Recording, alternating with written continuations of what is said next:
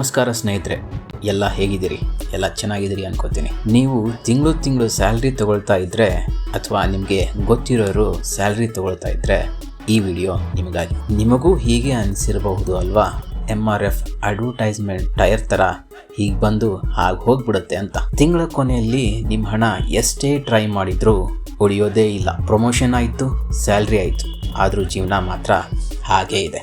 ಬನ್ನಿ ಈ ವಿಡಿಯೋದಲ್ಲಿ ಡಿಟೇಲ್ ಆಗಿ ತಿಳಿದುಕೊಳ್ಳೋಣ. ಈ ವಿಡಿಯೋನ ಸ್ಕಿಪ್ ಮಾಡದೆ ಕೊನೆವರೆಗೂ ನೋಡಿ, ಹಾಗೆ ಸಬ್ಸ್ಕ್ರೈಬ್ ಮಾಡೋದನ್ನು ಮರಿಬೇಡಿ. ಸ್ಯಾಲ್ರಿ ಹೆಚ್ಚಾದರೆ ಎಕ್ಸ್ಪೆನ್ಸಸ್ ಅದರ ಡಬಲ್. ಹೌದು ಸ್ನೇಹಿತರೆ, ಸ್ಯಾಲ್ರಿ 10% ಹೆಚ್ಚಾದರೆ expenses 25-30% ಏರಿಬಿಟ್ಟಿರುತ್ತೆ.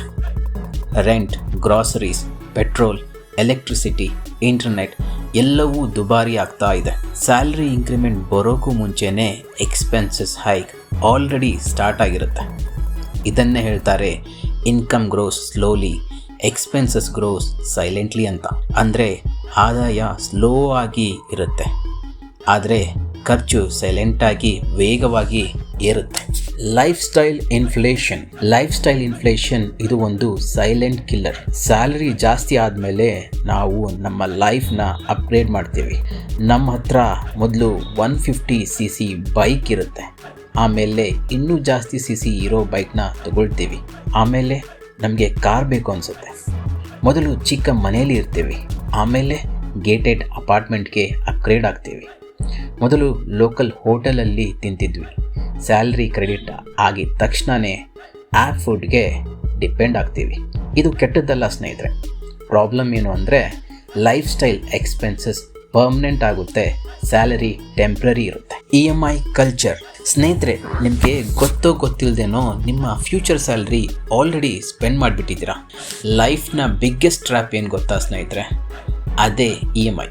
Phone EMI, bike EMI, car EMI, education EMI, even furniture EMI. Salary ಅಕೌಂಟ್ಗೆ ಬರೋ ಮೊದಲೇ future month salary already book ಆಗಿಬಿಟ್ಟಿರುತ್ತೆ. ಫೈನಲ್ ಆಗಿ EMI ಕಲ್ಚರ್ ಬಗ್ಗೆ ಹೇಳೋದಾದರೆ ನಾಳೆ ಬರೋ ಸ್ಯಾಲ್ರಿ ನಿಮ್ದಲ್ಲ ಅಂತ ಅರ್ಥ. Housing cost. ಮೆಟ್ರೋ ಸಿಟೀಸ್ಗಳಲ್ಲಿ ರೆಂಟ್ ಒಂದೇ ಸ್ಯಾಲ್ರಿಯ 30-40% ತೆಗೆದುಕೊಳ್ಳುತ್ತೆ. ಹೋಮ್ ಲೋನ್ ಇದ್ದರೆ 20-25 ವರ್ಷ ಸ್ಯಾಲ್ರಿ ಕಮಿಟ್ಮೆಂಟ್ ಇರುತ್ತೆ. ಅಂದರೆ ನೀವು ಜಾಬ್ ಬಿಟ್ಟರೆ ಫ್ರೀಡಮ್ ಇಲ್ಲ, ಸ್ಯಾಲ್ರಿ ಬಂದರೆ ಸೇವಿಂಗ್ಸ್ ಇಲ್ಲ ಅಂತ ಅರ್ಥ.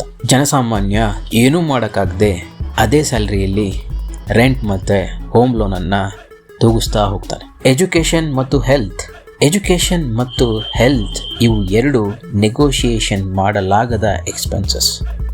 School fees, tuition, college cost, medical emergency ಇವೆಲ್ಲ ನೀವು ನೆಗೋಷಿಯೇಟ್ ಮಾಡೋಕ್ಕೆ ಆಗಲ್ಲ. ಇದಕ್ಕೆ ಬಜೆಟ್ ಪ್ಲಾನ್ ಮಾಡೋಕ್ಕೂ ಕಷ್ಟ, ಅವಾಯ್ಡ್ ಮಾಡೋಕ್ಕೂ ಕಷ್ಟ. ಒಂದೇ ಒಂದು ಇನ್ಸಿಡೆಂಟ್ 5-10 ತಿಂಗಳು ಸೇವಿಂಗ್ಸ್ ಮಾಡಿರೋ ಹಣವನ್ನೆಲ್ಲ ಖರ್ಚು ಮಾಡಿಬಿಡುತ್ತೆ. ಫಾರ್ ಎಕ್ಸಾಂಪಲ್, ಮೆಡಿಕಲ್ ಎಮರ್ಜೆನ್ಸಿ ನಾವು ಮಾಡಿರೋ ಎಲ್ಲ ಸೇವಿಂಗ್ಸನ್ನು ಖರ್ಚು ಮಾಡಿ ಬಿಡಬಲ್ಲದು.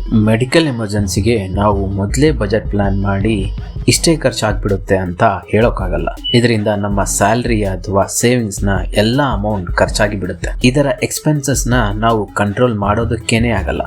ಸೀರಿಯಸ್ ಎಮರ್ಜೆನ್ಸಿ ಬಂದರೆ ನಾವು ಸಾಲನೂ ಮಾಡಬೇಕಾಗುತ್ತೆ. ಇದರಿಂದ ಎಕ್ಸ್ಪೆನ್ಸಸ್ ಜಾಸ್ತಿಯಾಗಿ ಸ್ಯಾಲ್ರಿ ಸಾಲದೇನೂ ಇರಬಹುದು. Salary is fixed but life is not. ಹೌದು ಸ್ನೇಹಿತರೆ, ಸ್ಯಾಲ್ರಿ ಫಿಕ್ಸ್ ಡೇಟ್ಗೆ ಬರುತ್ತೆ, ಆದರೆ ಲೈಫ್ ಅನ್ಪ್ರೆಡಿಕ್ಟೇಬಲ್.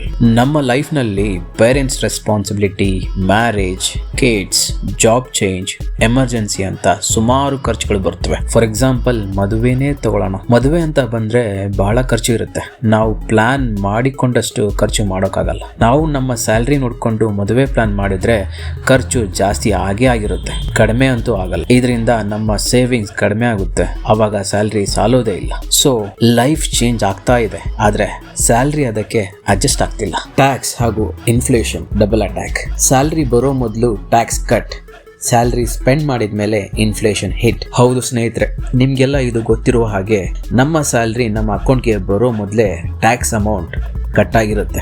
ಇದರಿಂದ ನಮಗೆ ಬರೋ ಸ್ಯಾಲ್ರಿ ಕಡಿಮೆ ಆಗುತ್ತೆ ಮತ್ತು ದಿನನಿತ್ಯ ಬಳಸೋ ವಸ್ತುಗಳ ರೇಟ್ ಕೂಡ ಜಾಸ್ತಿ ಇರುತ್ತೆ. ಈ ವಸ್ತುಗಳಿಗೂ ನಾವು ಟ್ಯಾಕ್ಸ್ ಕೊಡಬೇಕು. ಹೀಗೆ ಪ್ರೈಸ್ ಹೈಕ್ ಆಗುತ್ತೆ. ಕೊನೆಗೆ ಎಲ್ಲ ಖರ್ಚಾಗಿ ತಿಂಗಳು ಕೊನೆಗೆ ಏನೂ ಉಳಿಯೋದಿಲ್ಲ. ಇದ್ರ ಮಧ್ಯೆನೇ ಮಿಡಲ್ ಕ್ಲಾಸ್ ಸ್ಯಾಲ್ರಿ ಸ್ಟಕ್ ಆಗ್ಬಿಟ್ಟಿರುತ್ತೆ. ಒಂದೇ ಆದಾಯ ಇವತ್ತಿನ ಕಾಲಕ್ಕೆ ಸಾಕಾಗಲ್ಲ. ಅವಾಗಿನ ಕಾಲದಲ್ಲಿ ಒನ್ ಇನ್ಕಮ್ ಇಂದಾನೆ ಈಸಿಯಾಗಿ ಒಂದು ಫ್ಯಾಮಿಲಿ ಜೀವನ ಮಾಡಬಹುದಿತ್ತು. ಆದ್ರೆ ಇವಾಗೆಲ್ಲ 2 ಇನ್ಕಮ್ಸ್ ಇದ್ರೂ ಒಂದು ಫ್ಯಾಮಿಲಿ ಯಾವುದೇ ಪ್ರೆಷರ್ ಇಲ್ಲದೆ ಜೀವನ ಮಾಡೋಕ್ಕಾಗಲ್ಲ. ಇದಕ್ಕೆ ಏನು ಕಾರಣ ಗೊತ್ತಾ? ನಮ್ಮ ಲೈಫ್ ಸ್ಟೈಲ್ ಚೇಂಜ್ ಆಗಿದೆ. ಲಕ್ಸುರಿ ಲೈಫ್ ಬೇಕು ಅಂತ ಬಯಸ್ತೇವೆ. ಎಲ್ಲ ಕಾಸ್ಟ್ಲಿ ಇರುತ್ತೆ. ಇದರಿಂದ ನಮಗೆ ಸ್ಯಾಲ್ರಿ ಸಾಲೋದೇ ಇಲ್ಲ. ಸ್ಯಾಲ್ರಿಗಿಂತ ನಾವು ಜಾಸ್ತಿ ಖರ್ಚು ಮಾಡಲು ಬಯಸ್ತೇವೆ. ಅದಕ್ಕಾಗಿ ನಮಗೆ ಹಣವೇ ಸಾಲಲ್ಲ. ಸ್ಯಾಲ್ರಿ ಸ್ಟ್ರೇಟ್ ಲೈನಲ್ಲಿ ಹೋಗ್ತಾ ಇದೆ, ಲೈಫ್ ಎಕ್ಸ್ಪೆನ್ಸಸ್ ಕರ್ವ್ನಲ್ಲಿ ಏರ್ತಾ ಇದೆ. ಸ್ಯಾಲರಿ ಅನ್ನೋ ಸ್ಟ್ರೇಟ್ ಲೈನ್ ಎಕ್ಸ್ಪೆನ್ಸಸ್ ಅನ್ನೋ ಕರ್ವ್ನ ಒಂದೇ ಪಾಯಿಂಟ್ನಲ್ಲಿ ಮೀಟ್ ಮಾಡೋಕೆ ಆಗೋದೇ ಇಲ್ಲ. ಅದಕ್ಕೆ ನಾವು ನಮ್ಮ ಲೈಫ್ ರಿಕ್ವೈರ್ಮೆಂಟ್ಸ್ನ ರೀಚ್ ಮಾಡೋಕ್ಕಾಗ್ತಿಲ್ಲ. ಹಾಗಾದರೆ ಇದಕ್ಕೆ ಪರಿಹಾರ ಏನು? ನಾವೇನ್ ಮಾಡಬೇಕು? ಸೊಲ್ಯೂಷನ್ ಸ್ಯಾಲರಿ ಇನ್ಕ್ರೀಸ್ ಮಾತ್ರ ಅಲ್ಲ, ಅದಕ್ಕೆ ನಾವು ಬೇರೆ ದಾರಿಗಳನ್ನು ಕಂಡುಕೊಳ್ಬೇಕು. ಅವು ಏನ್ ಗೊತ್ತಾ?